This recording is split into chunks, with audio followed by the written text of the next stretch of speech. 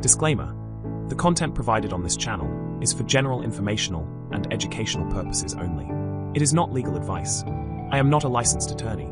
Viewing this content, commenting, or engaging in any communication with the creator of this channel does not create an attorney-client relationship, nor is any communication considered privileged or confidential. The law is complex and varies significantly by jurisdiction.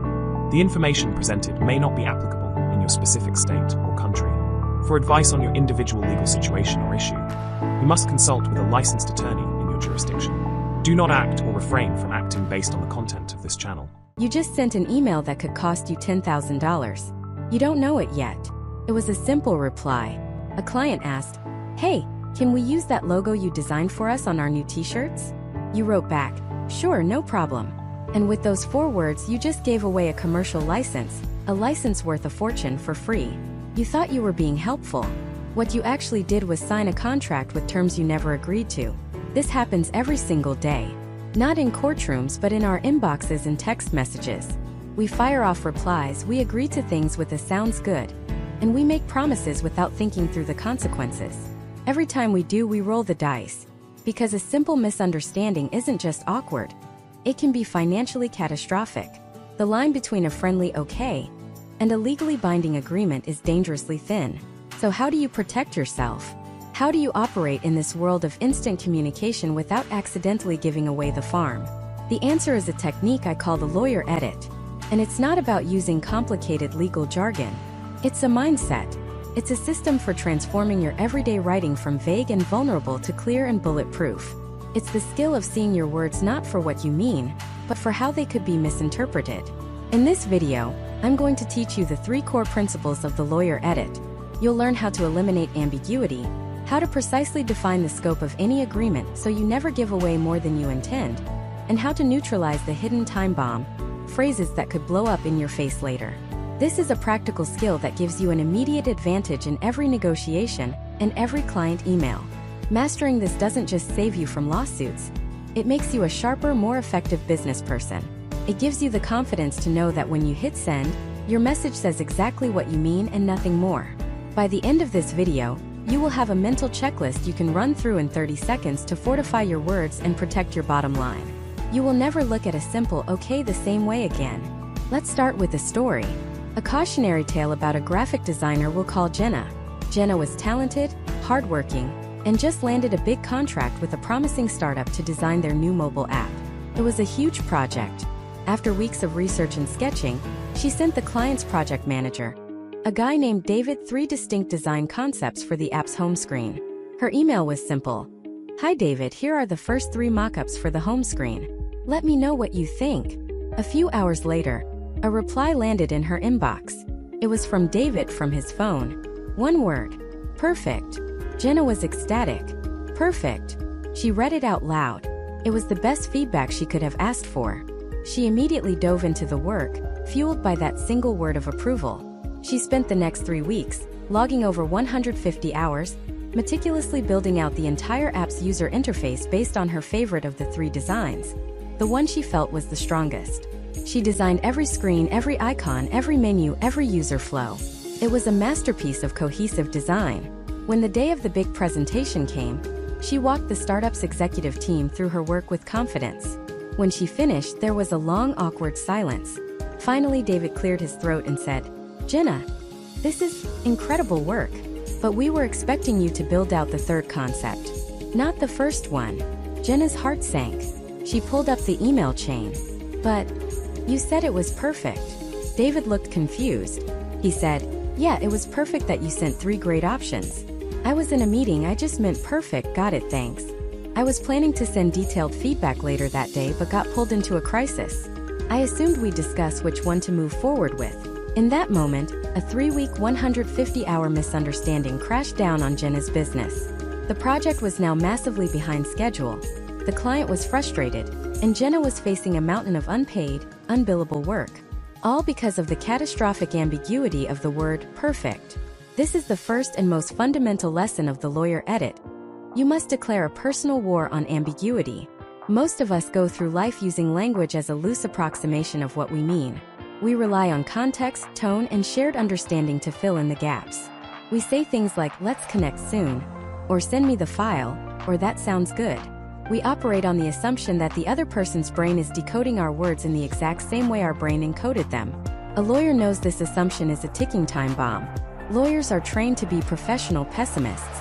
They don't just see what a word is supposed to mean. They see every possible thing it could be twisted to mean by an adversary. They see every loophole, every crack, every potential misunderstanding, because in their world, those cracks are where millions of dollars and people's futures are lost. Your first step in thinking like a lawyer is to hunt down and eliminate ambiguity in your own communications. Let's rewind Jenna's story and apply a simple lawyer edit. Her original email said, "Let me know what you think." This is an open-ended invitation for disaster. It's vague. What kind of thinking does she want? A gut reaction? A detailed critique? Final approval? It's not clear. A lawyer-edited version would be surgically precise. It would say something like, "David attached are 3 distinct concepts for the home screen, labeled Concept A, B, and C. Please review all 3 and reply by end of business Friday confirming which one you would like me to use as the foundation for the full app build-out." Your confirmation will serve as final approval for this design direction. Do you see the difference? It's night and day. There is no wiggle room. She isn't asking for thoughts. She's asking for a specific, binding decision between enumerated options. She gives a deadline. And most importantly, she defines the consequence of his reply. Your confirmation will serve as final approval. Now let's look at David's reply. His one-word perfect is the definition of lazy communication. What if he had received Jenna's revised, more precise email? He couldn't just say perfect. It wouldn't make sense. He would be forced to respond to the specific question. He would have to write, "Jenna, let's proceed with Concept C." The entire 150-hour catastrophe would have been completely avoided. This isn't just about big projects. This applies to every single interaction. Think about the phrases you use every day. "I'll get that to you ASAP." What does ASAP mean? To you, it might mean as soon as I finish this current task. To your boss, it might mean drop everything and do it this second. That gap in understanding is where frustration and conflict are born. The lawyer edit changes ASAP to, "I will have that on your desk by 3 p.m. today." It's no longer a vague promise. It's a concrete, measurable commitment. How about this one? "Let's touch base next week." This is a classic. Feels productive, but it's a commitment to nothing. Which day next week? What time? What will we be touching base about?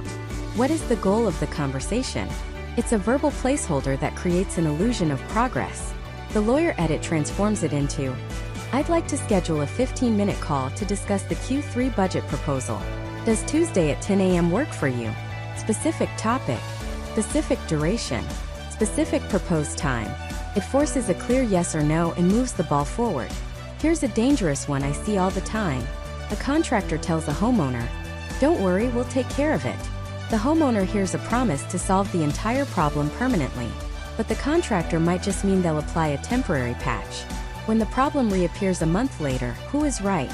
The phrase "take care of it" is legally meaningless because it's hopelessly ambiguous. The lawyer edit would demand specifics. "We will take care of it by replacing the 12-foot section of damaged copper pipe with new PX tubing. And we will warranty the repair against leaks for 1 year." That is an ironclad statement. It defines the scope of work, the materials used, and the duration of the guarantee. There is no room for misunderstanding. The core principle here is to shift from implying your meaning to explicitly stating it. You have to imagine that the person you're communicating with is not your friend, not your helpful colleague, but a skeptical, potentially hostile stranger who will interpret your words in whatever way benefits them the most. This isn't about being cynical. It's about being clear. It's defensive communication. Your goal is to create a written record so precise that no reasonable person could possibly misinterpret it. In law, there's something called the reasonable person standard, where courts try to figure out what an average person would have understood. But the lawyer edit says, why leave it to chance? Why let a judge or an arbitrator decide what's reasonable? You can eliminate that risk entirely by being so clear that there is only one possible interpretation. So, your first mental checkpoint, the first filter to pass every email, text, and message through is the ambiguity filter. Before you hit send, ask yourself, could any word or phrase in this message be interpreted in more than one way? Have I asked a specific question that requires a specific answer? Have I defined my terms? Have I stated the scope and the deadline? You need to replace vague words like soon, later, some, handle, and review with concrete specifics like by 5 p.m. on Wednesday, 3 new clients. Analyze the Q2 sales data and provide a one-page summary.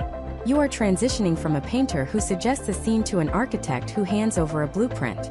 One is open to interpretation, the other is a precise instruction on how to build. But eliminating ambiguity is only the first layer of defense, because even the most precise words can be undermined by what you don't say. The silent assumptions that live between the lines are often even more dangerous than the ambiguous words on the page. This is where contracts go to die. Not in a blaze of glory, but in the quiet, awkward silence of a misunderstanding. It's the gap between what you thought you both agreed on and what was actually said. Every unspoken assumption is a landmine, waiting for one person to take a step in the wrong direction. Think about a simple freelance agreement. The client emails you, "Hey, can you design a logo for my new company? My budget is $1,000. You reply, "Absolutely, sounds great. I'll get started."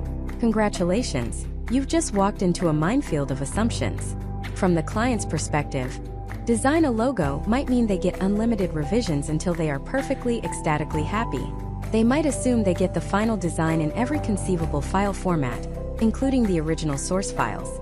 They might assume you'll have it done by Friday because their launch is next week. And they absolutely assume that for their $1,000 they own that logo lock, stock, and barrel. From your perspective, the designer $1,000 buys your initial concepts and maybe 2 rounds of reasonable revisions. Anything more costs extra. You plan on delivering a standard high-resolution JPEG and a PNG file, because source files are a separate, higher-priced deliverable. You've got other projects, so you've slotted this in for completion in about 3 weeks. And crucially, in your mind, until that final payment is made, the intellectual property, the copyright to that design, is still yours. Every single one of these points is a potential conflict. A relationship ending, reputation damaging, they left me 1-star review, kind of conflict. And it happens because both parties were trying to be agreeable. They filled in the blanks with their own best-case scenarios. The lawyer edit doesn't fill in the blanks with optimism. It fills them with explicit language. It operates on the principle of trust, but specify. So, that simple email exchange is transformed. The lawyer-edited version isn't a one-line response. It's a clear, concise scope of work. It might read, "This agreement includes the creation of 3 initial logo concepts for client review. The client may select one concept for further development, which includes up to 2 rounds of consolidated revisions. Additional revisions will be billed at a rate of $150 per hour. The final deliverable package will include AI, EPS, and PNG file formats."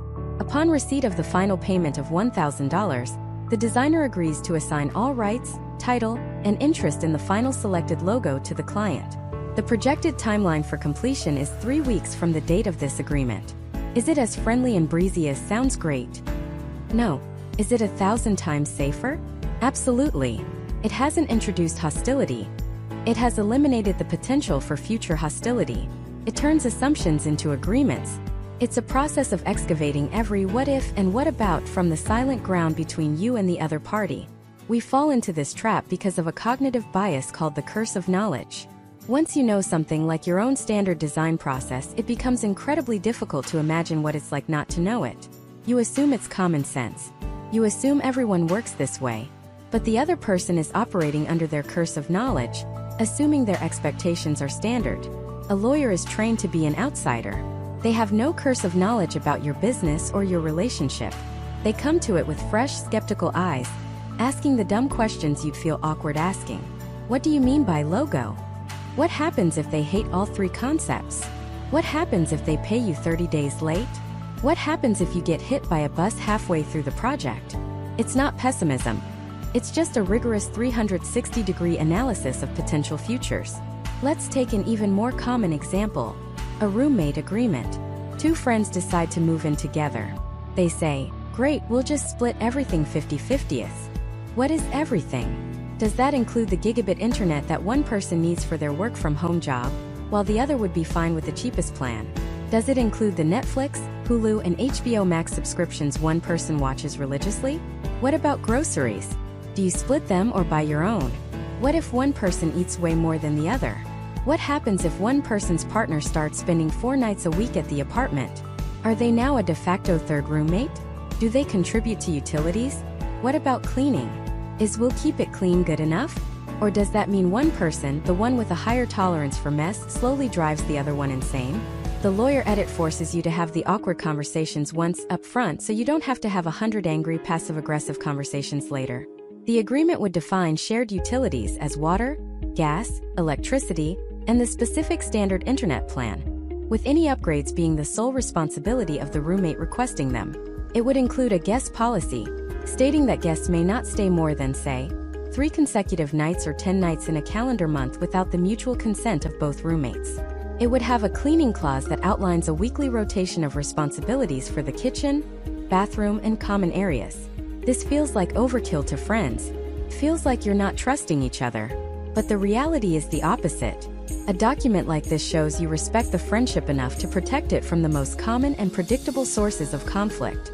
You're building a framework that allows the friendship to thrive, free from resentment over whose turn it was to buy toilet paper. This act of specifying, of explicitly naming what's included, is so important in law that it has its own powerful and dangerous Latin maxim, expressio unius est exclusio alterius. It means, the express mention of one thing excludes all others. It's a rule of interpretation. If you take the time to write down a specific list of things, a court might assume that anything you didn't include on that list you intended to leave out. Imagine a lease that says, the landlord is responsible for the maintenance of the plumbing, heating, and electrical systems. Sounds pretty comprehensive, right? But then in the middle of a July heat wave, the air conditioning unit dies. You call the landlord.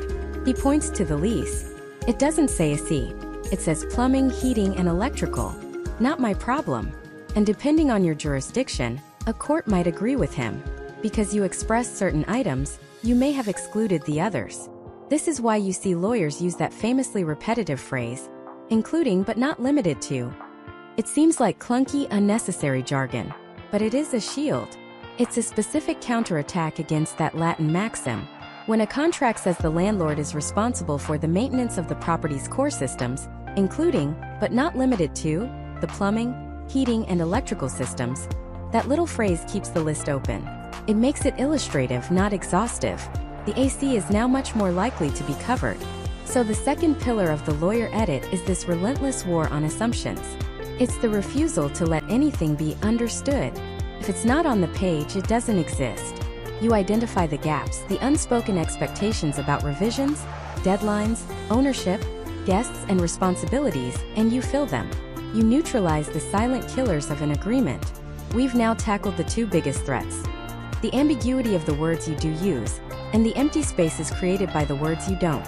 We've built a solid foundation and put up the walls. But we haven't weatherproofed the house yet. And the biggest storms are always the ones you never see coming. The next step is to build a fortress against the future itself. This fortress isn't built with stone and mortar. It's built with hypotheticals. It's constructed by playing a game that every good lawyer plays instinctively. It's called What If? It's a game of controlled paranoia, of looking at a perfectly sunny day and asking, but what if a hurricane hits? Because in the world of agreements, hurricanes always hit. Let's go back to our simple sentence from before, the one about the freelance graphic designer. The client agrees to pay the freelancer $10,000 upon completion of the new brand logo. Seems fair. Seems simple. But a lawyer looks at that sentence and doesn't see a simple agreement. They see a field of landmines. They immediately start playing what if. What if completion means something different to the client than it does to the freelancer? What if the client keeps asking for just one more little tweak, creating an endless loop of revisions? What if the project is 99% done and the client cancels for an external reason like their own budget cuts? Does the freelancer get nothing because the project wasn't technically completed? What if the client loves the logo, uses it, but just doesn't pay? What happens then?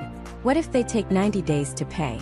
What if the dollar devalues significantly in that time? This is the storm on the horizon. The simple sentence is a house with no storm shutters, no foundation bolts, no emergency generator. The lawyer edit isn't about making it more complicated. It's about weatherproofing it. It's about methodically, deliberately, answering every one of those what-ifs before they become a catastrophic reality. So let's do it. Let's run that simple sentence through the what-if machine. First, upon completion. That's a huge ambiguity. Let's kill it. The edit becomes, Upon final approval by the client, which shall not be unreasonably withheld. That little addition, which shall not be unreasonably withheld, is critical. It prevents the client from holding the project hostage indefinitely over a tiny subjective whim. It introduces a standard of reasonableness. Next, the endless revisions. We need a mechanism to control this. The edit continues by adding a new clause. The fee includes up to 3 rounds of revisions. Additional revisions will be billed at a rate of $150 per hour. Suddenly the dynamic shifts. The client is still in control, but their time and the freelancer's time now have a clearly defined value. The incentive is to be decisive and clear with feedback. Now the what if of cancellation. This is where we build the storm shelter. We add a kill fee clause. In the event the client terminates this agreement prior to completion for any reason other than a material breach by the freelancer, the client agrees to pay for all work completed to that point on a pro rata basis, plus a cancellation fee of 25% of the total project fee. This protects the freelancer. They've reserved a slot in their schedule, turned down other work, and invested time and creativity. The kill fee compensates them for that lost opportunity. It's not a penalty, it's a professional parachute. What about late payment? We need to define the when and create a consequence. The edit now specifies payment is due within 30 days of the final invoice. A late fee of 2% per month will be applied to all outstanding balances. This simple mechanism does 2 things. It sets a clear, non-negotiable deadline, and it makes it financially painful for the client to use the freelancer as a free bank loan. Look what we've done. We started with a flimsy 10-word sentence. Now we have a robust paragraph that anticipates conflict and diffuses it before it can ever begin. It creates a clear, professional roadmap that protects both parties. This isn't about mistrust. It's the exact opposite. It's about building a foundation of such profound clarity that trust is the natural outcome. The best contract is the one you sign, file away, and never have to look at again because the rules of the road were so clear that nobody ever gets into an accident. But the what-if game goes deeper. A truly ironclad document doesn't just anticipate problems between the 2 parties. It anticipates problems from the outside world. This is where you see lawyers add clauses that seem strange, almost archaic to the untrained eye. But each one is a steel reinforcement bar in the foundation of your fortress. You'll see a clause called force majeure. This is French for superior force. This is the hurricane clause. It answers the question, what if something happens that is completely outside of our control? A pandemic, a natural disaster, a war, an alien invasion. This clause essentially says that if one of these acts of God prevents one party from fulfilling their side of the bargain, they won't be held liable for the failure. It's a cosmic get-out-of-jail-free card for events that are truly unforeseeable and unavoidable. Without it, you could theoretically be sued for breach of contract because your supply chain was wiped out by a tsunami. Then you have governing law and jurisdiction. This sounds boring, but it is one of the most important clauses in any agreement. It answers 2 simple questions. If we do have a fight, whose rules do we play by and where is the home game? Imagine you're a web designer in California, and your client is in New York. A dispute arises. Without this clause, you could be forced to hire New York lawyers and fly across the country to appear in a New York court, all on your own dime. The governing law clause prevents this.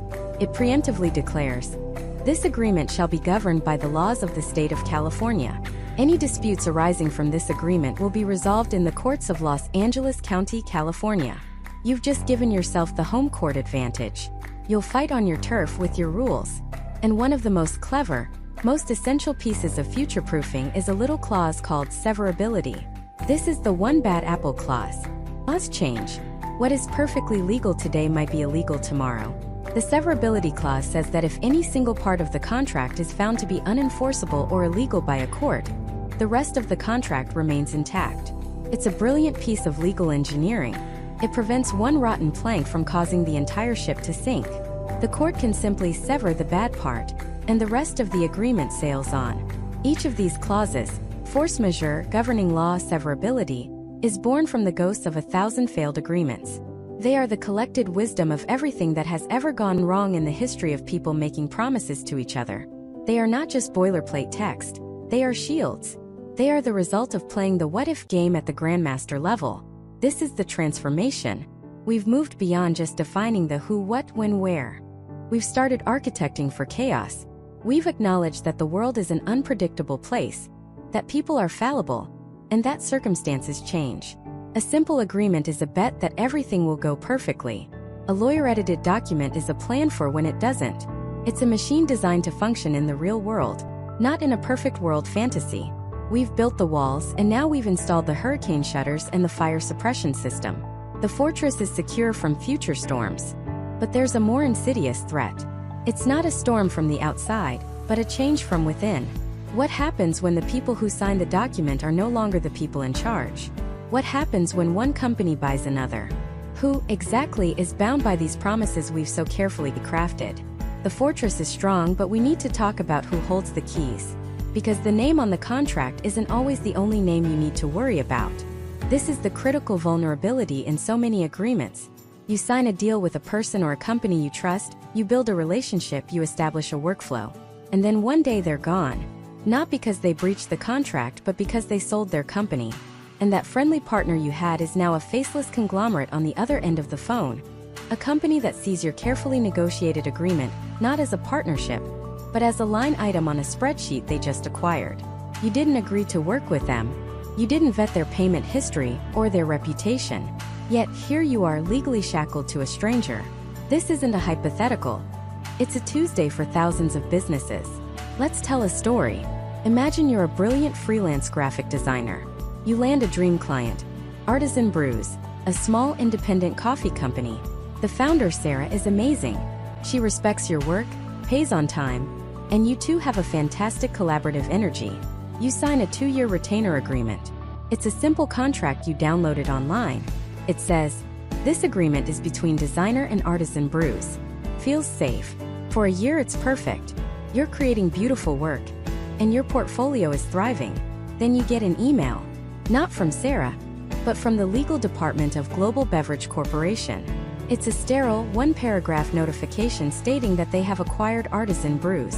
Effective immediately, all invoices must be submitted through their arcane online portal, which requires 14 separate fields of data you don't have. Payments will now be on a net 90 schedule, meaning you won't get paid for 3 months. And your new point of contact is someone named Procurement Agent 7. You call Sarah. She's apologetic, but her hands are tied. She sold the company. She doesn't even work there anymore. You read your contract again. This agreement is between designer and Artisan Brews. You feel a pit in your stomach. Is Artisan Brews now just another name for Global Beverage Corp? Are you stuck? The answer in most cases is yes. You are stuck.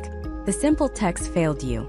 It described the who at the start, but it had no rules for what happens when the who changes masks. This is where the lawyer edit performs one of its most crucial and most overlooked functions. A lawyer sees this risk from a mile away. They know that companies are like living organisms. They grow, they merge, they get eaten. So they add a specific set of clauses to control this process. The first and most important is the assignment clause. The word assignment is just a legal term for transfer. Can I transfer my rights and obligations under this contract to someone else? The simple contract you downloaded is silent on this. In the legal world, silence can be deadly. It often means the rights are transferable, whether you like it or not. The first level lawyer edit is a complete lockdown. It reads something like this: no assignment. Neither party may assign any of its rights or delegate any of its obligations under this agreement without the prior written consent of the other party. Let's rewind our story. Imagine that sentence was in your contract with Artisan Brews. Now, when Global Beverage Corp wants to buy them, Sarah's lawyer, reviewing all of her company's contracts, sees this clause. They have to come to you. They have to say, "We're being acquired. The new owner wants to continue your contract. Do we have your consent to assign it to them?" Look at the power that one sentence just gave you. You are no longer a victim of the transaction. You are a participant in it. You now have a choice. You can say, "Let me speak to Global Beverage Corporation. I want to understand their payment terms and creative process. I need to know who my new contact is." You can use this moment to renegotiate. "My rates have gone up since we first signed this, and working with a larger corporation involves more administrative overhead. I'll consent to the assignment if we can adjust the monthly retainer to X." Or if you know Global Beverage Corp has a terrible reputation, you can simply say, "No." You can refuse consent, which would likely terminate the contract, freeing you to walk away from a bad situation you never chose. You control your destiny. That single sentence turned a corporate acquisition from something that happens to you into something that happens with your permission. Now, in the real world, a total ban on assignment isn't always practical. A company needs to be able to be sold without getting permission from every single one of its vendors and contractors. So a more sophisticated and very common lawyer edit creates a compromise. It might say something like this: neither party may assign its rights under this agreement without the prior written consent of the other party, provided, however, that either party may assign this agreement in its entirety, without such consent, in connection with a merger, acquisition, or sale of all or substantially all of its assets. At first glance, this looks like it takes all the power away again. Artisan Brews can assign the contract to their new owner without your consent. But a good lawyer doesn't stop there. They add one more critical phrase at the end. Provided that the assignee agrees in writing to be bound by all the terms and conditions of this agreement. This is the belt and suspenders approach. Says, okay, the company can be sold and the contract can go with it. But the new owner, Global Beverage Corp., doesn't just inherit this contract automatically. They have to take an affirmative step. They have to sign a piece of paper that says, we, Global Beverage Corp., formally agree to honor every single word of the original agreement you signed with Artisan Brews. This prevents so much corporate nonsense. It stops the new owner from cherry-picking the parts of the contract they like and ignoring the parts they don't. It stops them from saying, our company policy is net 90 payments, because your contract, which they just agreed in writing to be bound by, says net 30. It makes the transition seamless and holds their feet to the fire. You may not get to veto the sale, but you are guaranteed that the terms of your deal will survive it intact. But there's one more piece to this puzzle. It's a related clause that often sits right next to the assignment clause, and it looks confusingly similar. It's called the Successors and Assigns clause. It usually reads, this agreement shall be binding upon and shall inure to the benefit of the parties hereto and their respective successors and assigns. What does this even mean? If the assignment clause already controls the transfer, why do you need this? Think of it this way. The assignment clause is the gatekeeper. It sets the rules for if and how the keys to the fortress can be handed over. The Successors and Assigns clause is the law of the land inside the fortress. It declares that whoever holds the keys, whether it's the original party or a new approved assignee, is bound by all the rules. It ensures continuity. It's the legal chain that links the past to the present. It prevents a new owner like Global Beverage Corp. From arguing, we are the successors to Artisan Brews, but that contract was signed by the old company, not us. This clause slams that door shut. It says, the moment you became the successor, you inherited the obligations, the benefits and the burdens. The deal stands. So let's look at our simple text versus the Ironclad lawyer edit. The simple text. This agreement is between designer and Artisan Brews. The result? You're powerless, forced into a bad relationship with a corporate behemoth that changes the rules on a whim. The lawyer edit. 1. A carefully crafted assignment clause that either requires your consent for any transfer or allows transfer only if the new owner formally agrees in writing to be bound by your original terms. 2. A Successors and Assigns clause that confirms the contract automatically applies to any new owner who takes over. The result? You have either complete control to say no, or absolute certainty that your deal will be honored. You have stability. You have power. You have peace of mind. You have transformed a simple, vulnerable piece of paper into a durable asset that can survive an earthquake in the business world. We've locked down who the parties are, what they've promised to do, and now we've ensured the agreement can withstand a complete change of ownership. The fortress is secure from outside takeovers. But what about threats from within? What about the friendly conversation you had with Sarah over coffee last month, where she said, don't worry about that clause, we'll be way more flexible than that? What about the email she sent you saying, just do the extra 3 mock-ups, we'll make it worth your while later? These side conversations, these verbal promises and informal emails, feel like part of the agreement, don't they? They feel like they should count. But in the world of an ironclad contract, they are ghosts. Dangerous, misleading ghosts that can haunt you later. Our fortress is strong, but now we have to make sure a ghost can't just walk right through the walls. And that ghost has a name, the verbal agreement. It's the most seductive lie in business and in life. The handshake deal. The friendly nod. The easy, don't worry, I got you. We want to believe in it. We're raised on the idea that our word is our bond. Feels good. Feels human. It's built on trust, and who doesn't want to be trusted? But in the cold, hard reality of contracts and commitments, A verbal agreement isn't a bond. It's a fog. It's a haze of good intentions that vanishes the second the sun of a real-world problem shines on it. Think about it. Two founders, sketching their billion-dollar idea on a napkin in a diner. They're buzzing with excitement. One says, "I'll handle all the tech, you handle all the business and sales." The other agrees. Perfect. We're 50-50 partners. They shake hands, the energy is electric. They feel like they've just sealed their destiny, but what they've actually done is set a time bomb. What does handle the tech mean? Does it mean coding the first version, or managing a team of 50 engineers 5 years from now? What does handle the business entail? Raising capital? Marketing? Firing people? And what is that 50-50 split based on? What if one person puts in $100,000 of their own money to get things started? What if one works 80 hours a week for a year while the other is still at their day job? The handshake didn't cover any of that. The verbal agreement, that friendly ghost, just smiled and whispered, "You'll figure it out later." Later is the most expensive word in the legal world. Because later is when memories diverge. Later is when the pressure is on. Later is when that friendly partner now has a spouse or an investor whispering in their ear saying, "Wait, you agreed to what? That doesn't sound fair at all." Suddenly, it's not one shared memory. It's two different movies playing in two different heads. In your movie, you're the hero who sacrificed everything. In their movie, they're the hero. And the verbal agreement? It's the villain that allows both movies to exist simultaneously.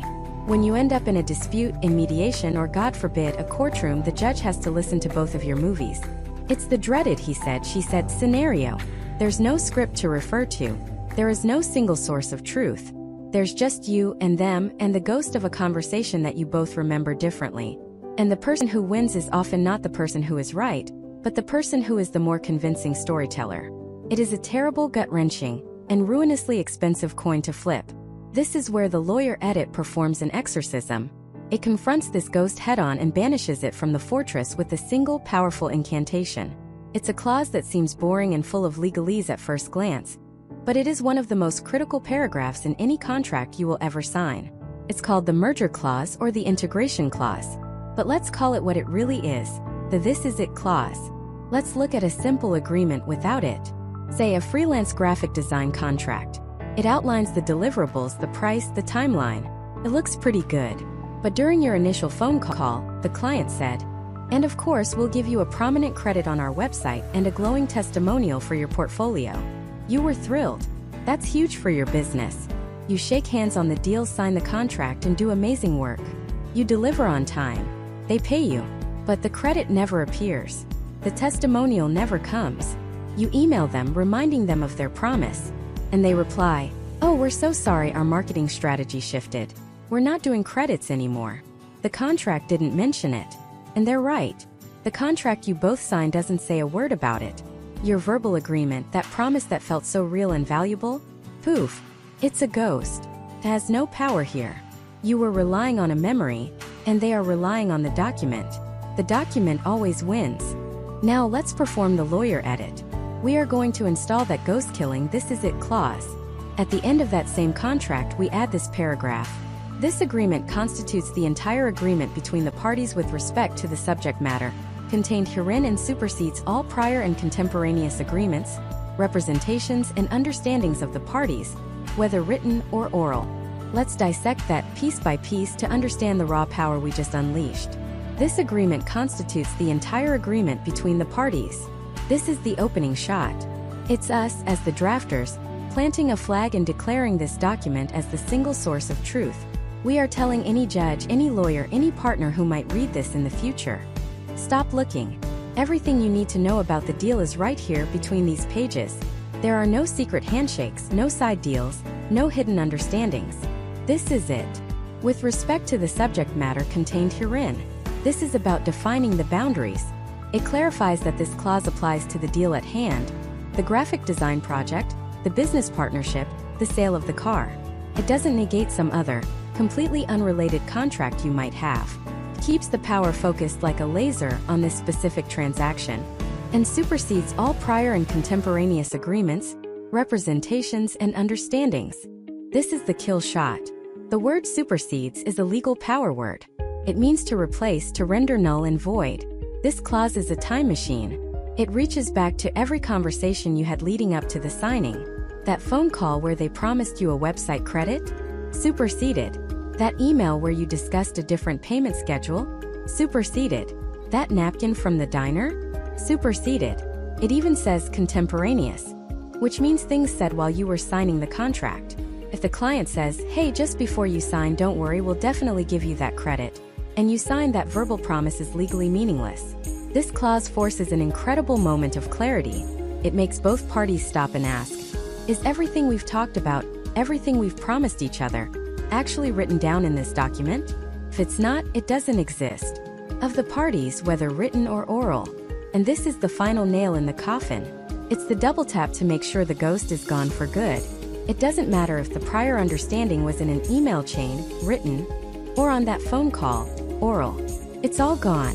The only thing that matters is what is inside the final signed contract. By adding this one paragraph, the dynamic is transformed. It protects everyone. It protects you from a client who makes grand promises they never intend to keep. And frankly, it protects the client from a freelancer who might later claim, but you said I could have 3 extra revision rounds for free. If it's not in the contract, it wasn't part of the deal. It forces honesty. It forces thoroughness. It converts the fog of conversation into the concrete reality of text. It takes your fortress of a contract and doesn't just lock the gate. It dematerializes any ghost trying to pass through the walls. But this incredible power creates a new critical question. If this document is now a sealed vessel, the entire agreement, what happens when things need to change? And things always change. Projects get bigger, deadlines shift, clients want to add new features. If you can't just have a quick phone call and say, sure, we can add that for another $500, how do you adapt without making your ironclad fortress vulnerable all over again? You can't just take a pen and scribble in the margins. You can't rely on an email. You've just built a system that declares all of those things legally irrelevant.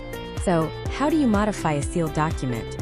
How do you build a secure drawbridge that allows for controlled, approved changes, without letting the ghosts of misunderstanding and he said, she said come flooding back in? That requires another piece of legal machinery, a clause that works hand in hand with our "this is it" clause to give your contract both strength and flexibility. It's called the modification clause, or sometimes the amendment clause. And if the "this is it" clause is the steel vault door slamming shut on your agreement, the modification clause is the only combination lock that can open it. It's the designated, pre-approved, official process for changing the deal. It acknowledges a fundamental truth of business and life. Things change. Priorities shift, opportunities arise, and sometimes, you just need to adjust the plan. Without a clear mechanism for this, you're left with 2 terrible options. Stick rigidly to an outdated plan that no longer serves anyone, or make changes on the fly with a handshake and a prayer, effectively tearing a hole in the very contract you worked so hard to build. Let's go back to Sarah and the marketing agency. The initial project is humming along. The website redesign is on schedule, the SEO strategy is showing early promise. Then, one Tuesday morning, the agency's creative director calls Sarah, buzzing with excitement. He says, Sarah, we just had a brainstorm. Your product is perfect for a viral push on TikTok. We can get a campaign up and running in 2 weeks. It's not in the original scope, but for an extra $5,000, we think we can create a massive splash. Sarah loves the idea. It's proactive, it's modern, and it feels like a huge opportunity. She says, that sounds amazing. Yes, let's absolutely do it. Send me the invoice. They hang up, both thrilled. The agency team starts storyboarding ideas, and Sarah pencils in the extra $5,000 into her budget.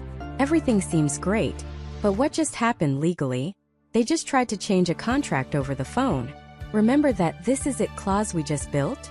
It contains a ticking time bomb for this exact situation. It states that the written contract is the entire agreement, superseding all prior or contemporaneous oral agreements. That phone call was an oral agreement. An army of lawyers could argue that it has zero legal weight.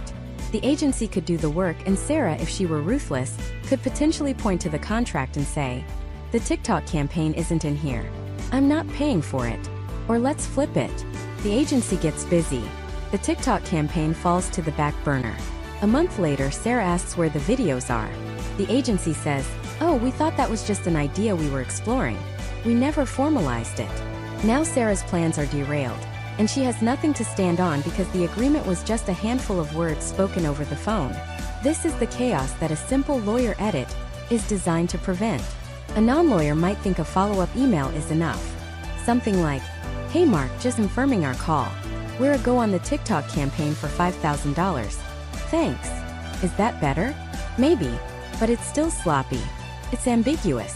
The lawyer edit isn't about being good enough. It's about being undeniable. So the lawyer adds a simple, powerful clause to the original contract. Looks like this. *** amendments.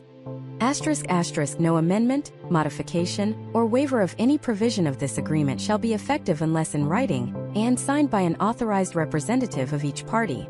Let's put this under the microscope. This isn't just filler text. Every single word is doing heavy lifting. First, no amendment, modification, or waiver. This is a three-pronged attack. An amendment or modification is a change to the terms. But waiver is the sneaky one. A waiver is when you voluntarily give up a right you have under the contract. Let's say the agency delivers a report 2 days late. If Sarah says, "No problem, don't worry about it," she might have accidentally waived her right to enforce that deadline. Without this clause, the agency could argue that her casual comment means all future deadlines are now flexible too. This clause shuts that down. It says that even forgiveness has to be formalized. Next, shall be effective unless in writing. This is the verbal agreement killer. It makes the rule absolute. If it's not on paper, it didn't happen. It forces both sides to stop and think. It moves the conversation from a fast-paced, enthusiastic phone call to a deliberate, documented decision. It creates a permanent record, a trail of evidence that leaves no room for he said, she said. An email might count as in writing, but the clause gets even stronger, because the final piece is the kill shot, and signed by an authorized representative of each party. This is the magic key. This elevates any change to the same level of formality as the original contract itself. It's not just an email from a junior account manager. It's not a text message. It requires a formal document, even if it's just one page, that explicitly says, "This is amendment number 1 to the agreement dated such and such." It outlines the exact changes, the new deliverables, the new price, the new timeline. And at the bottom are 2 signature lines. Now let's replay the TikTok scenario with this clause in place. The creative director calls Sarah, buzzing with the idea. Sarah loves it. But now, because she understands the power of her contract, her response is slightly different. She says, "That sounds amazing. Yes, let's absolutely do it. Please draw up a formal amendment to our agreement with all the details and send it over for my signature." See the difference? The power dynamic is clear. The process is clear. The enthusiasm is still there. But it's now channeled through a process that ensures clarity and protection. The agency then drafts a 1-page document. It's titled Amendment Number 1 to the Marketing Services Agreement. It clearly states that for the additional fee of $5,000, the agency will deliver 3 60-second TikTok videos per week for the next month, focusing on X, Y, and Z. It even specifies the approval process for the videos. It references the original agreement, stating that all other terms of that agreement remain in full force and effect. Sarah reads it, agrees, signs it, and sends it back. The agency signs it. Now it's official. It's ironclad. It's a new legally binding part of their deal. There is zero ambiguity. What we've done is create a system. The "this is it" clause builds the fortress and locks the gates. The amendment clause provides the only official, guarded gatehouse through which all changes must pass. It's a security checkpoint. This system doesn't prevent change. It enables it. It allows your agreement to be a living document, to breathe and adapt to new circumstances, but to do so in a structured, safe, and documented way. It turns the chaos of scope creep and evolving business needs from a threat into a manageable and even profitable process. Every time you make a change, you create a new signed amendment. Over the course of a long project, you might have 5 or 6. Together, the original agreement and these subsequent amendments form a complete, chronological story of your business relationship. It's the ultimate defense against a failing memory or a change of heart. So now our contract is a fortress. It's sealed off from the outside world of verbal promises and misunderstandings. And it has a secure, official process for making changes. Seems perfect. But we're still missing a critical piece of the puzzle. We've built the perfect car, but we haven't decided who's going to drive it or what map we'll use. What happens if, despite all our brilliant drafting, there's a disagreement about what a term actually means? What if the agency thinks high-quality videos mean shot on an iPhone, And Sarah thinks it means shot with a professional film crew. The contract is silent on the camera type. Now you're in a dispute. Where do you go to resolve it? Who gets to decide? Do you have to march straight into a multi-year $100,000 court battle? Or is there a smarter way? A pre-agreed upon method for handling disputes that can save you from the soul-crushing, wallet-draining nightmare of litigation? The answer is a resounding yes. It's called a dispute resolution clause. And it's not just a clause. It's the single most important parachute you will ever pack into a contract. It's the prenuptial agreement for your business relationship. It's the fire escape plan for your skyscraper deal. Everyone hopes they'll never need it, but the people who build things to last, the people who are serious, they build one in from day one. Because when the smoke starts to fill the hallways, you don't want to be arguing about how to get out. You want to be following a predetermined path to safety. Without this clause, the default path is litigation. That's the legal term for going to court. And you need to understand what that actually means. It means filing a public complaint. It means motions, depositions, interrogatories. It means paying a lawyer for every 6 minutes of their time for years on end. It means your private business disagreements, your mistakes, your sensitive financial details, all become a matter of public record, searchable by anyone forever. Litigation isn't a process for finding a solution. It's a war of attrition. It's a game of who has more money and more time to burn until the other side gives up. A simple $10,000 disagreement about a project's scope can easily spiral into a $200,000 legal battle, where the only people who win are the lawyers. This is the void. This is the blank space in the contract that a lawyer sees not as empty, but as a black hole waiting to suck in all your time, money, and sanity. So the lawyer edit begins. The first thing a good lawyer does is build a structured, multi-step off-ramp from the highway to litigation hell.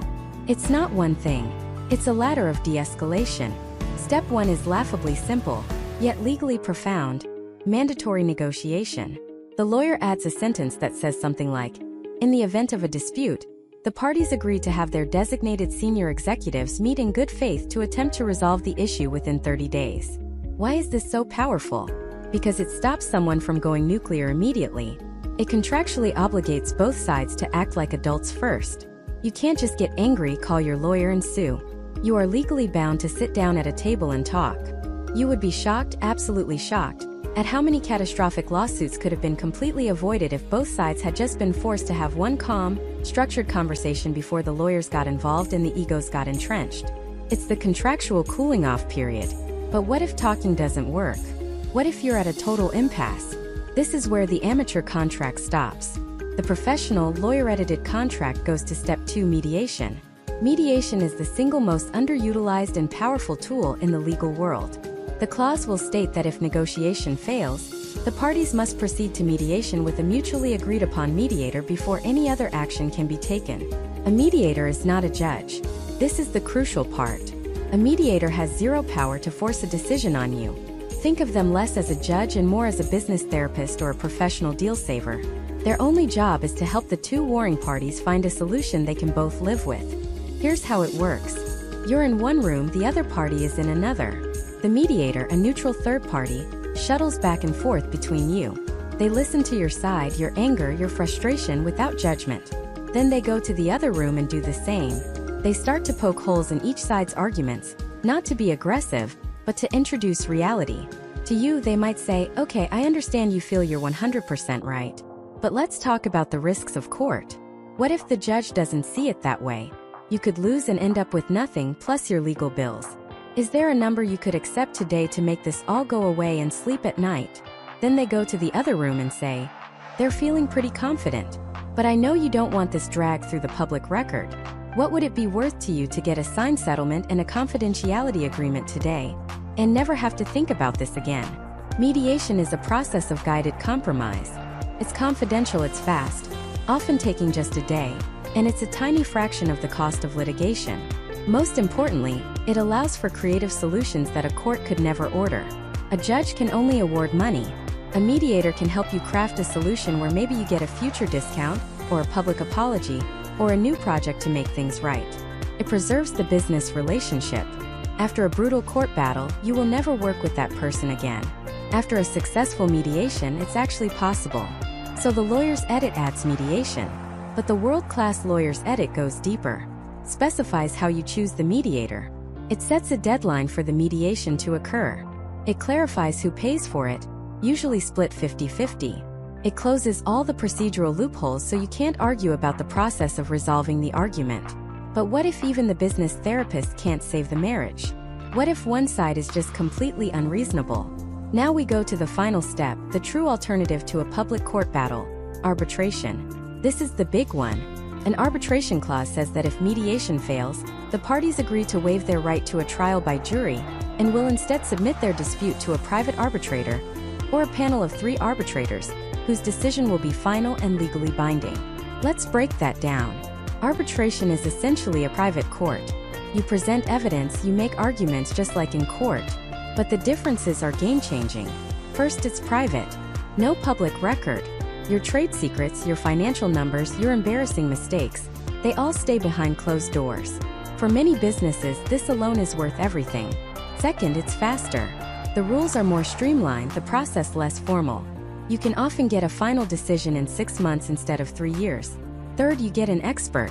In court, you might get a judge whose last case was a DUI.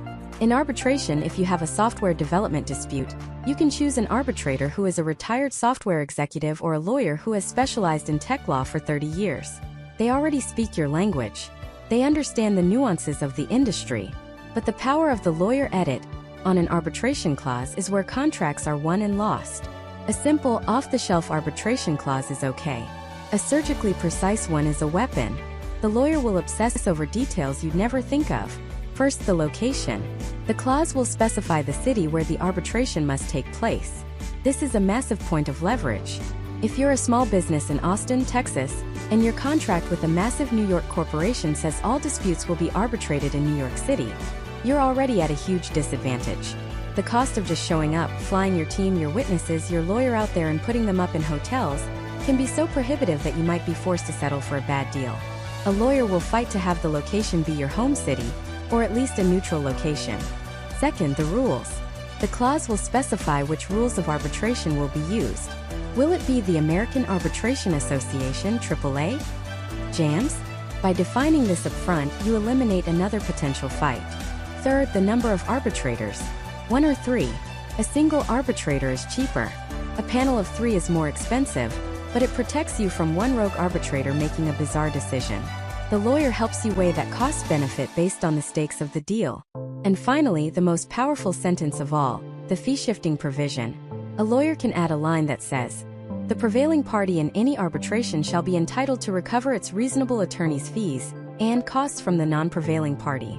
This is the loser pays rule, and it is a massive deterrent to frivolous lawsuits. If the other side knows that they will have to pay your legal bills if they bring a weak case and lose, they will think twice. It forces everyone to be honest about the strength of their position. It's a truth serum for contracts. So you see the ladder? Negotiation, then mediation, then binding arbitration. It's a funnel that forces de-escalation. It takes you from a simple conversation to a guided compromise to a private trial.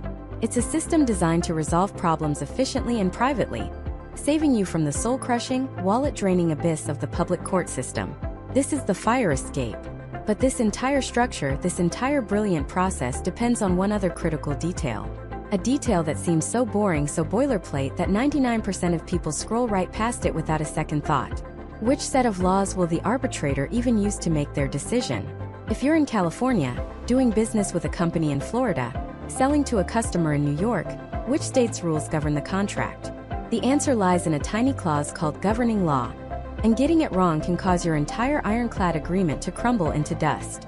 This choice, this seemingly trivial line of text, is a strategic decision of monumental importance. Imagine 2 companies, one in California and one in Texas, signing a contract. California law is famously protective of employees and consumers. Texas law is often seen as more business-friendly. Which set of rules do you want to play by?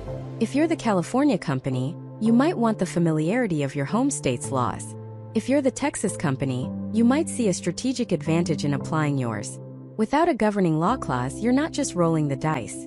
You're asking the court to invent the dice for you. A judge would have to perform a complicated, expensive, and time-consuming analysis called conflict of laws.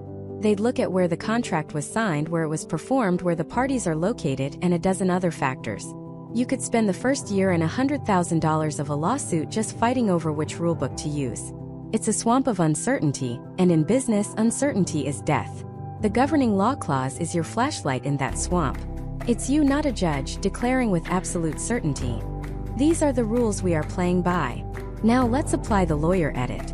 A common mistake, something you might find in a template downloaded from the internet, looks like this. This agreement shall be governed by the laws of the United States. This is, legally speaking, almost meaningless. It's like saying a game will be governed by the rules of sports. Which sport? Football? Baseball? There is no single unified law of the United States for contracts. Contract law is almost exclusively the domain of the individual states.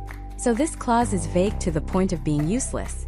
It throws you right back into that swamp of uncertainty.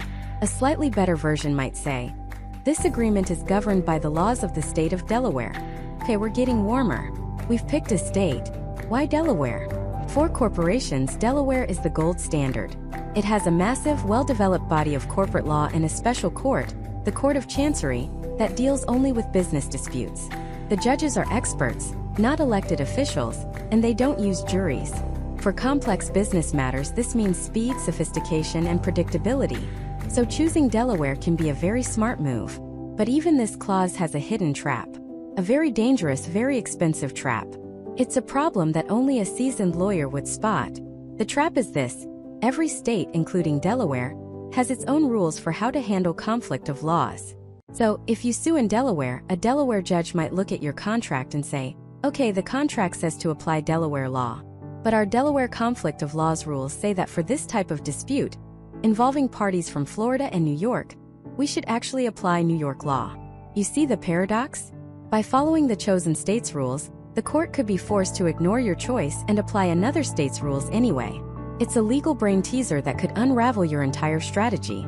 This is where the true lawyer edit comes in. It adds just a few critical words to defuse this bomb. The Ironclad version looks something like this. This agreement shall be governed by, and construed in accordance with, the internal laws of the state of Delaware, without regard to any conflict of law principles that would require the application of the laws of another jurisdiction. Let's dissect this masterpiece. Internal laws is the first kill shot. That phrase tells the judge to look only at Delaware's substantive law, the actual rules about contracts, and to completely ignore Delaware's procedural rules about conflict of laws. The second part, without regard to any conflict of law principles, is the belt and suspenders approach. It makes it absolutely undeniably clear. It builds a firewall around your choice, ensuring that only Delaware law and nothing else will be used to interpret the agreement. This single sentence has transformed a vague wish into a legally binding command. It has eliminated a massive area of uncertainty and potential expense. But it's only half the battle. Knowing the rules of the game is one thing. But where is the game going to be played? This brings us to the governing law clause's equally important twin sister, the venue or forum selection clause. This clause answers the question: if there's a lawsuit, in which specific courthouse will it be heard? This is just as critical as the governing law. Why? Home field advantage. If you're a small software company in Oregon, and you sign a contract with a massive corporation based in New York City, where do you want to be sued? Or where do you want to sue them? If you have to sue them in Manhattan, you'll be hiring New York lawyers at $1,000 an hour, flying your team across the country for every meeting and deposition, and facing a court system that might be more familiar and sympathetic to the local corporate giant. It's a logistical and financial nightmare designed to make you give up before you even start. A weak contract might say nothing about venue at all. This is an open invitation for your opponent to sue you in the most inconvenient, expensive, and hostile location they can legally find. A simple online template might say, venue shall be in New York.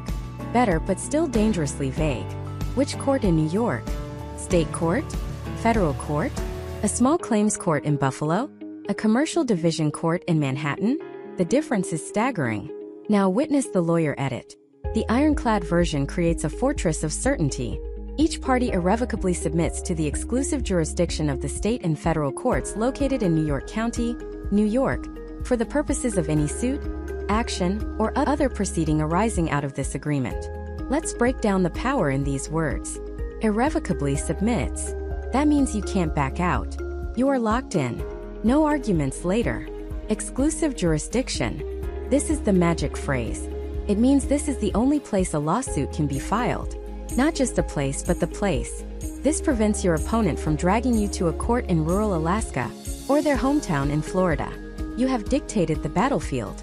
State and federal courts. This covers all your bases. No ambiguity about which system you'll be in. Located in New York County, New York. Hyper-specific. Not just the state, but the specific county, which is the borough of Manhattan. This precision is your shield. You know exactly where you will be, who the judges are likely to be, and what the local court procedures are. You have replaced a universe of frightening possibilities with a single, manageable reality. Together, the governing law and venue clauses form the foundation of your contract's enforcement. They are the one-two punch that gives you control. Let's see it in a real-world disaster scenario. An innovative startup in Colorado creates a new manufacturing process. They sign a licensing deal with a huge conglomerate in Illinois.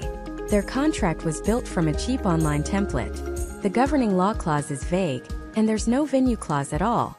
The conglomerate uses the tech, makes a fortune, but then uses a loophole to stop paying royalties. The Colorado startup needs to sue. But where? The conglomerate preemptively sues them in a tiny county court in southern Illinois, known for being incredibly slow and notoriously friendly to the local megacorporation. The Colorado team is immediately on the back foot. They have to hire local Illinois lawyers they've never met. Their legal bills skyrocket just from the travel and logistics of fighting a case 1,000 miles from home. The first 6 months and $200,000 are spent not on the merits of the case, the stolen royalties, but on arguing with the Illinois judge that the case should be moved to a more appropriate court in Colorado or a federal court. They are bleeding money and time, all because 2 sentences were missing from their contract. The conglomerate is using the legal system itself as a weapon, a strategy of pure attrition, made possible by a poorly drafted document.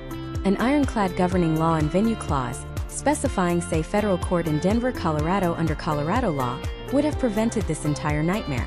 It would have forced the corporate giant to fight on the startup's home turf, by the startup's chosen rules. That is the power of a lawyer edit. It's not just about words. It's about power, leverage, and control. It's about ensuring that if a fight comes, the fight happens on your terms. Now that we've established the rules in the arena, we have to confront the most contentious part of any contract. What happens when you actually win or lose? What are the stakes? This leads us to the clauses that dictate the financial consequences of a breach, the clauses that can put a hard cap on what you can recover, or expose you to catastrophic liability. We're talking about the limitation of liability and damages clauses, where a single adjective can be worth millions. Let's start with a classic scenario. A brilliant startup, let's call them InnovateCo, has developed a game-changing piece of software. A massive global firm, Megacorp, wants to license it to use in their factories worldwide. It's the deal of a lifetime.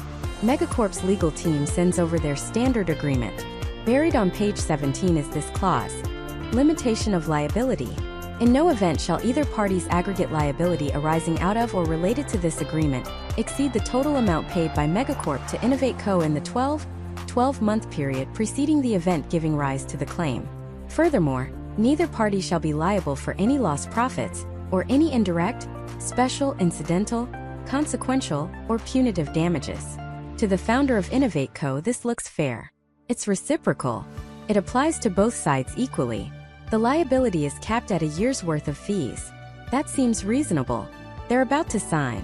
This is the moment where a good lawyer earns their entire fee in a single phone call, because this clause isn't fair. It's a corporate execution warrant, gift wrapped in the language of reciprocity. Let's break down why. First, consequential damages. What are they?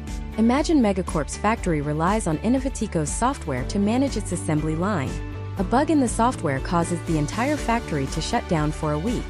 The direct damage is the cost to fix the bug, maybe a few $1,000s for an emergency software patch.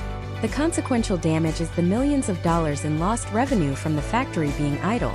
This clause says InnovateCo is only on the hook for the direct damages, not the millions in lost profits. That sounds great for InnovateCo, right? But the danger of a reciprocal clause is that it's never truly reciprocal. The risks are not symmetrical.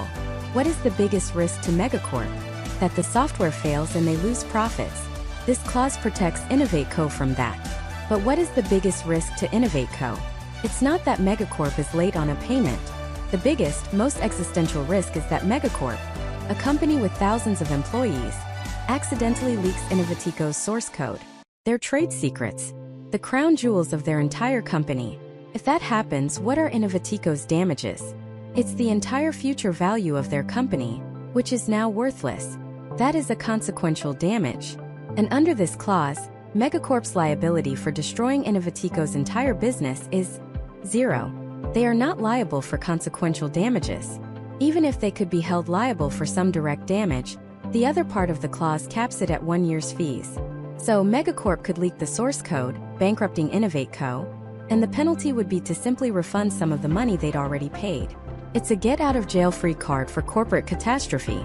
This is where the lawyer edit begins. It's not about deleting the clause, it's about performing precision surgery. The first thing a lawyer does is create what are called carve-outs. They say, okay, we can agree to limit liability for general operational failures. But there are certain mortal sins that are so catastrophic, the limitation of liability cannot and will not apply to them. These are the non-negotiables. First carve-out, a breach of confidentiality. The lawyer adds a sentence. Notwithstanding the foregoing, the limitations of liability shall not apply to breaches of a party's confidentiality obligations. Boom! With that one sentence, the get-out-of-jail-free card for leaking source code is ripped to shreds. Now, if Megacorp is careless with Innovatico's trade secrets, they are on the hook for the full, devastating value of that loss. Second carve-out, indemnification obligations. We'll get into indemnification in the next part, but in short, it's a promise to cover the other party's legal bills if your actions get them sued by someone else. For example, if Megacorp uses Innovatico's software in a way that infringes on someone else's patent, and that third party sues InnovateCo, InnovateCo needs Megacorp to step in and pay for the defense in any settlement. You must carve this out from the liability cap. Otherwise, Megacorp could promise to cover a $10 million lawsuit, but the cap would limit their actual payout to a fraction of that, leaving InnovateCo to foot the rest of the bill. Third, and this is the million-dollar adjective, willful misconduct and gross negligence. The original clause is a blanket protection. It doesn't matter why the damage occurred. A simple mistake, a moment of carelessness, or a deliberate act of sabotage are all treated the same. A lawyer sees this and adds the most important carve-out of all. The limitations of liability shall not apply to losses arising from a party's gross negligence or willful misconduct. Why is the word gross so important? In the legal world, there's a universe of difference between negligence and gross negligence. Negligence is a mistake. It's forgetting to double-check a line of code. It's an accident. It's human error. Capping liability for that is often a reasonable business compromise. But gross negligence, that's different. Gross negligence is a conscious and voluntary disregard of the need to use reasonable care. It's knowing there's a major security flaw in your network, being warned about it repeatedly, and doing absolutely nothing, then acting surprised when your client's data is stolen. It's a level of recklessness so severe it borders on intentional harm. By adding that single adjective, gross, the lawyer fundamentally changes the balance of power. They are drawing a bright red line. They are saying, we will not be your insurance policy for you behaving recklessly. We can accept a cap for honest mistakes. But if your conduct is so far below the standard of care that it amounts to a flagrant disregard for our safety and our business, then all bets are off. The cap disappears, and you will be held accountable for the full extent of the damage you cause. That one word, gross, can be the difference between recovering a few $100,000 and recovering tens of millions. It ensures that while your business partner is protected from unforeseen accidents, they are not shielded from the consequences of their own egregious irresponsibility. So let's look at the transformation. The before text was a simple two-sentence clause that looked fair but contained a hidden lethality. The after text, the lawyer-edited version, is longer. It's more complex. It has a list of exceptions, but it is no longer a trap. It is a fortress. It now reads something like this. Limitation of liability. Subject to the exceptions below.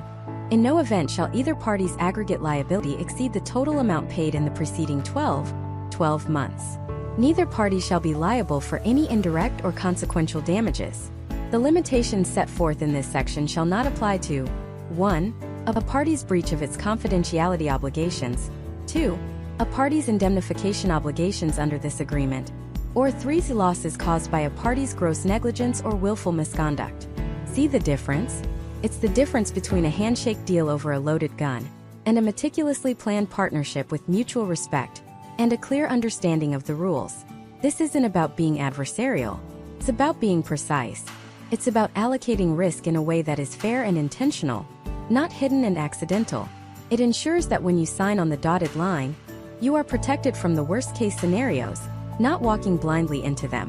We've built the walls of our contractual fortress, capping the predictable risks and ensuring the truly catastrophic ones are not subject to any limits. We've protected ourselves from the internal failures of our partner. But contracts don't exist in a vacuum. The outside world is constantly trying to get in. What happens when a third party, a competitor, a customer, a patent troll, sues you because of something your partner did? You need more than just a limitation of liability. You need a shield. You need someone to step in front of you, take the hit, and pay the price. That shield has a name. It's called indemnification. And it's where the next, and often most complex, legal war is fought.